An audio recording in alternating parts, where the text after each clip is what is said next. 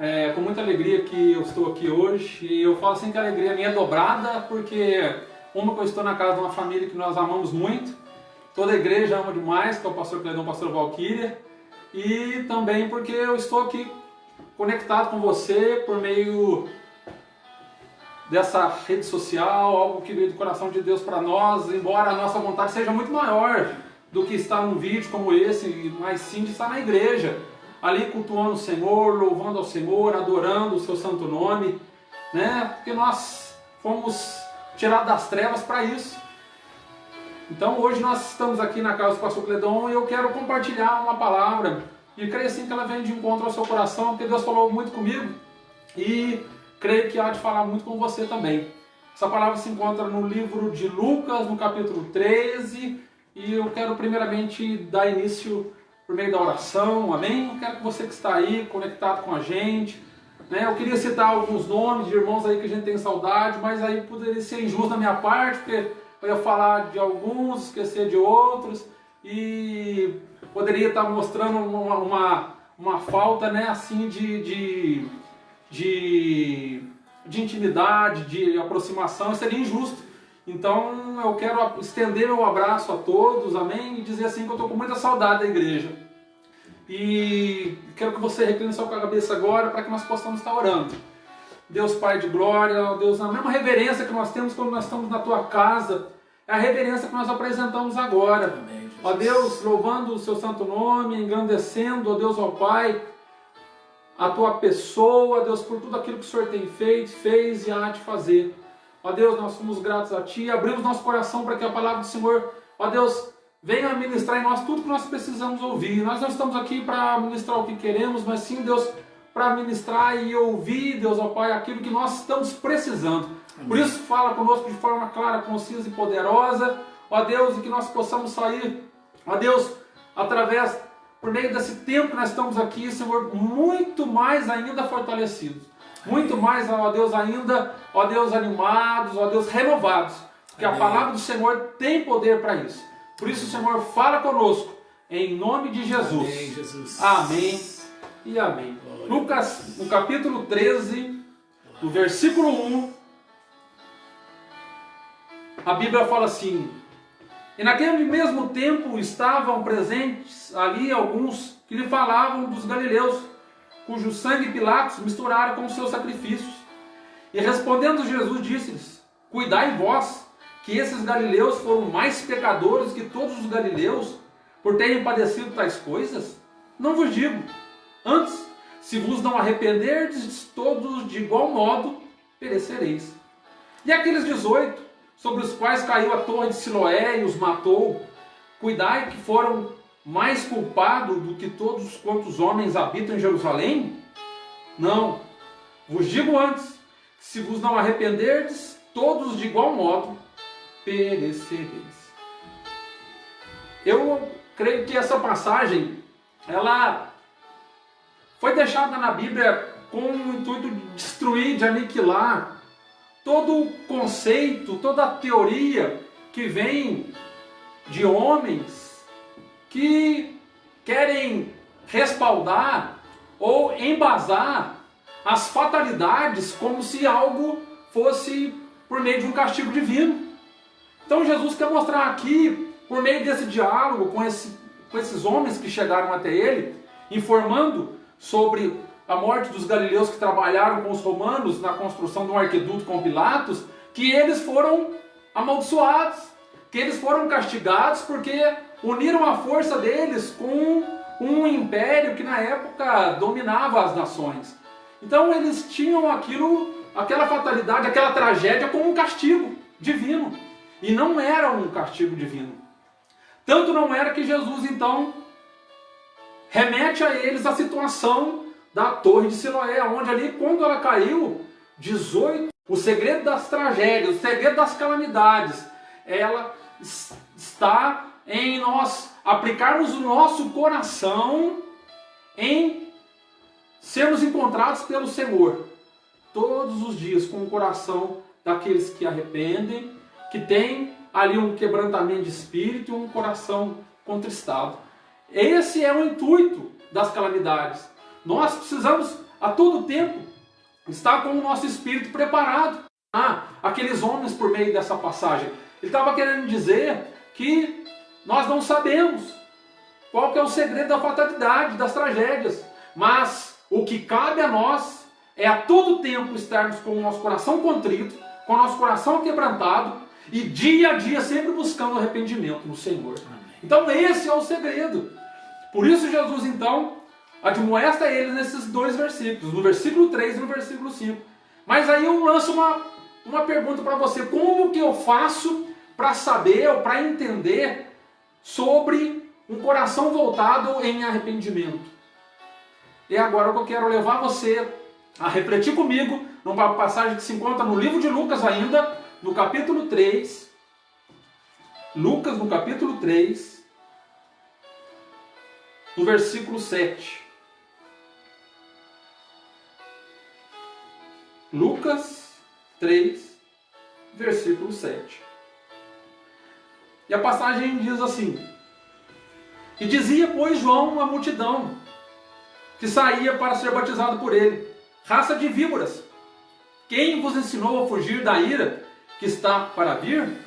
Produzi, pois, frutos dignos de arrependimento. E não comeceis a dizer em vós mesmos: temos Abraão por pai, porque eu vos digo que até dessas pedras pode Deus suscitar filhos a Abraão. Então, qual que era o entendimento deles aqui? João Batista estava exortando os fariseus, os escribas e os doutores da lei, quando ali ele batizava, e eles ficavam espiando, assistindo, para saber se aquilo era de Deus ou não. Então, a palavra de João Batista que veio de encontro a eles, foi para que eles viessem o quê? Sempre apresentar frutos de arrependimento. Eles tinham por si que só deles serem ligados a Abraão, a genealogia de Abraão, eles tinham aquilo como uma salvação, como ali um passaporte para a vida eterna. E muitas vezes nós nos prendemos demais à nossa religiosidade, às nossas tradições, aos nossos costumes.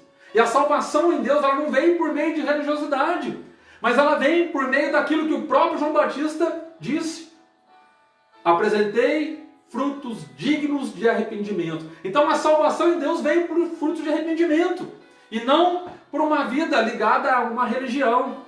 Então ele prossegue conversando ali com 3 classes de pessoas. E ele entra no versículo 9 dizendo: E também já está posto o machado à raiz das árvores. Toda árvore, pois, que não der bom fruto é cortada e lançada no fogo. E a multidão interrogava, dizendo: O que faremos, pois? E respondendo ele disse: Quem tiver 2 túnicas, que reparta com o que não tem. Ou quem tiver alimentos, que faça da mesma maneira. E chegaram também os publicanos para serem batizados e disseram: Mestre, o que devemos fazer? E ele disse: Não peçais mais do que aquilo que vos está ordenado. E uns soldados o interrogaram, também dizendo: E nós, o que faremos? Ele disse: A ninguém trateis mal, nem defraudeis, e contentai com o vosso soldo. Então os frutos de arrependimento aqui está ligado a 3 tipos de pessoas. Ali ele começa a falar primeiramente para os gentios. Quem são os gentios? Somos nós, hoje. Nós não somos da descendência de Abraão, porém nós estamos ligados em Deus, por meio de Jesus Cristo, a Abraão. Nós somos herdeiros em Cristo e co-herdeiros em Abraão, por causa do nosso Senhor Jesus Cristo. Então ele começa a falar primeiramente para essa classe. E ele então diz, e respondendo ele diz: Quem tiver 2 túnicas, que reparta com o que não tem. E quem tiver alimentos, que faça da mesma maneira. Ou seja, o que Deus espera de nós, principalmente num momento delicado como esse, numa situação que nós estamos passando agora, tão complicada, aonde muitos se encontram enrijecidos, amedrontados, aonde muitos se encontram paralisados, não sabem o que fazer. O que nós devemos fazer? O que cabe a nós de fazermos? Nós precisamos, nesse tempo, termos um coração generoso. Nós precisamos, nesse tempo, ter um coração fraterno. Nós precisamos, nesse tempo de necessidade, repartir com nossos bens, nossas coisas, com aqueles que não têm. É isso que Deus espera de nós. Eu estava olhando uma matéria no domingo e aquilo me chamou muita atenção. Uma certa denominação, ela distribuiu 176 mil cestas básicas para famílias carentes nas comunidades do Rio de Janeiro. Então, gente, num momento como esse, a gente tem que ter um coração solícito, um coração aberto, um coração que esteja assim voltado à necessidade daqueles que hoje estão padecendo. É isso que Deus espera de nós. Esse sim é um dos evangelismos que existe. Existe ali o evangelismo eclesiástico, existe o evangelismo de presença e existe o evangelismo eclesiocêntrico. E um evangelismo na terra, trabalhando na vida das pessoas por meio das obras. Amém? Então que o seu coração venha se voltar a isso. Que você possa estar mais voltado à necessidade do seu vizinho PNT, seja de outras denominações. Se está padecendo, está passando dificuldade, que nós venhamos nos juntar.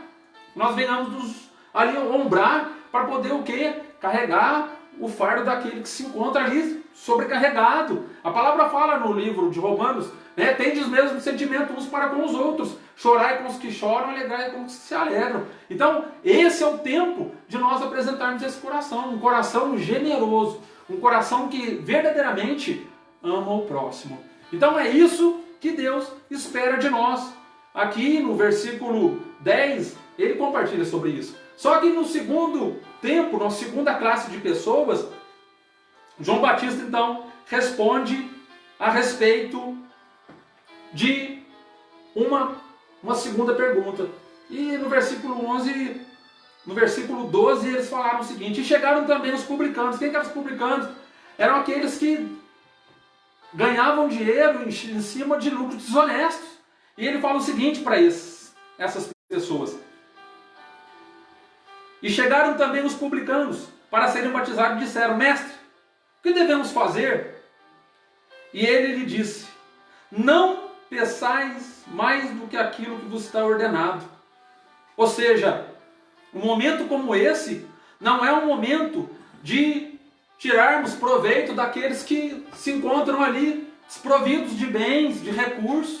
Hoje a gente vê muitos empresários, muitos comerciantes colocando preço nas suas mercadorias, gente. Não tirar vantagem de ninguém, mas é o momento da gente estar solícito, estar com o coração quebrantado, a dificuldade daqueles que estão enfrentando, né, essa pandemia. Então, os publicanos, eles eram agiotas. Então, eles viviam em cima de juros altíssimos, levando muitas vezes as pessoas a vender tudo que tinha para poder pagar eles.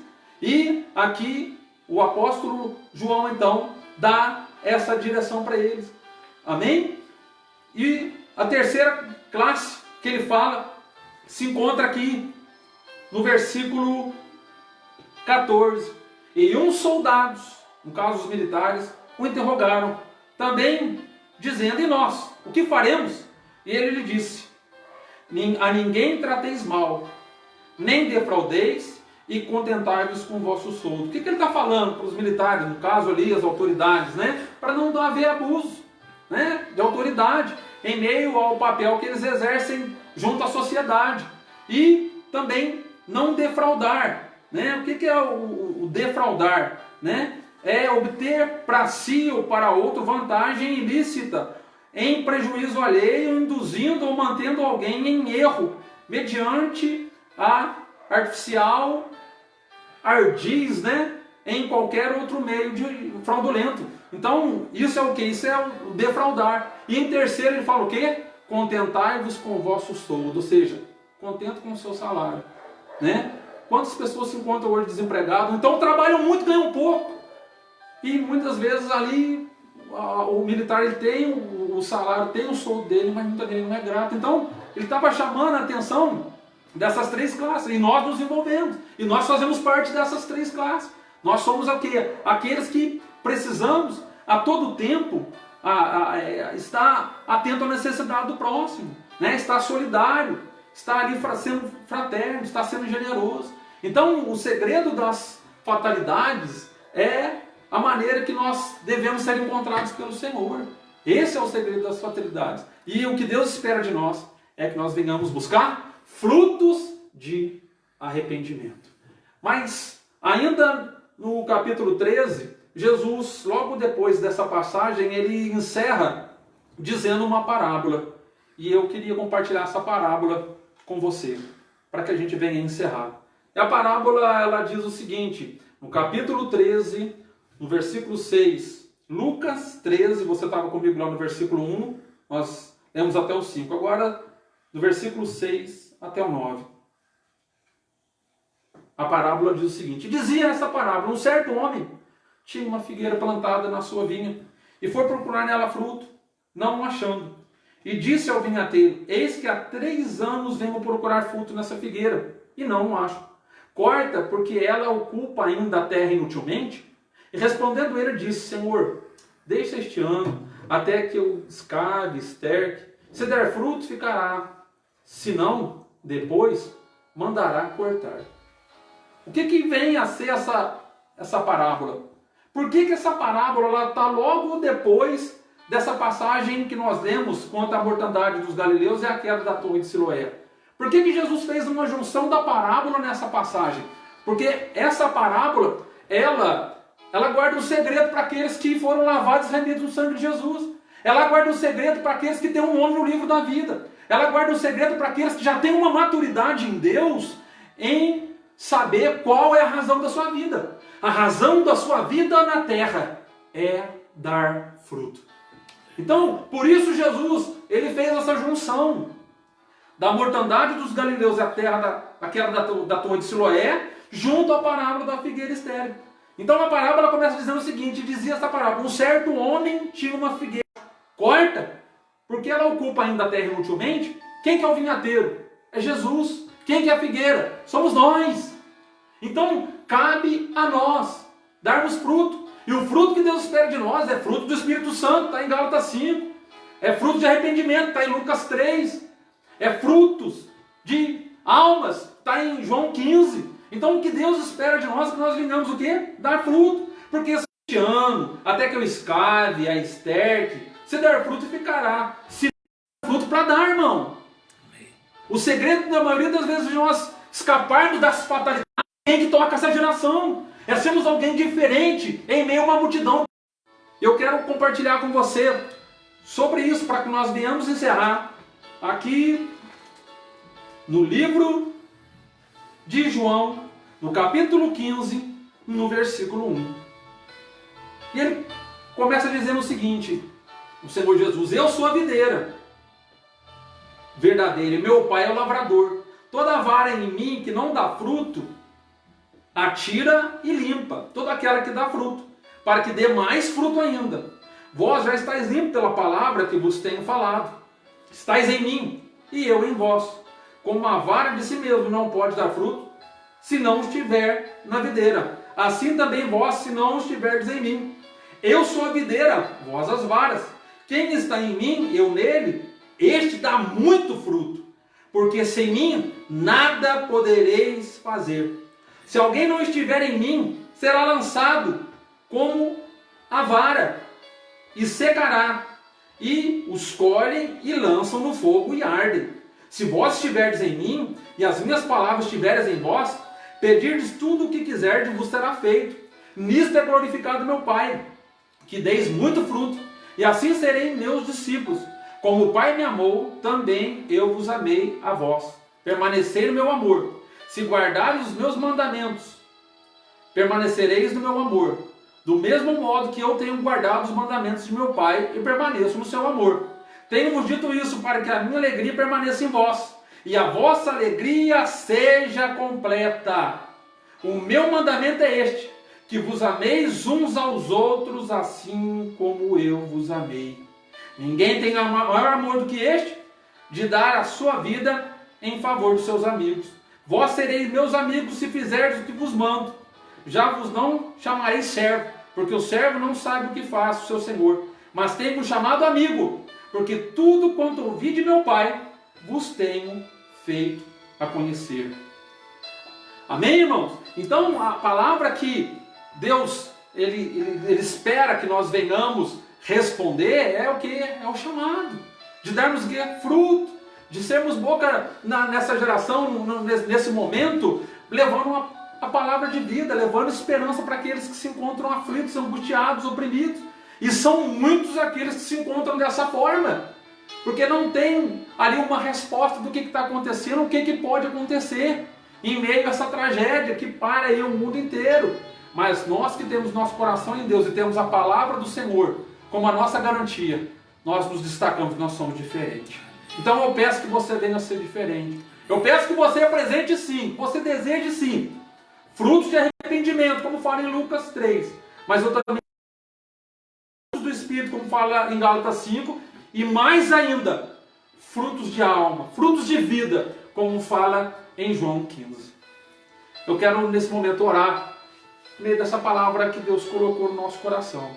E que você venha dar muito fruto. Amém. Em nome de Jesus. Amém. Senhor Deus de glória, Deus, sabendo que nós não fomos chamados por acaso, mas fomos chamados pelo Senhor, Deus, para tocar essa geração. Nós queremos alinhar o nosso coração com a sua vontade. Muitos hoje encontram, Senhor Deus, totalmente perdidos, não sabendo para onde vão. E o Senhor nos colocou nessa terra para que nós venhamos ser como placa, direcionando as pessoas à salvação e vida eterna por meio de Jesus Cristo. Amém. Que nós possamos sempre, Senhor Deus, ter uma palavra de vida nas nossas bocas. Ó Deus, para amenizar o peso e o fardo daqueles que se encontram sobrecarregados. Ó Deus, em nome de Jesus, Espírito Santo de Deus, que a palavra que foi ministrada hoje, ela possa entrar no nosso coração.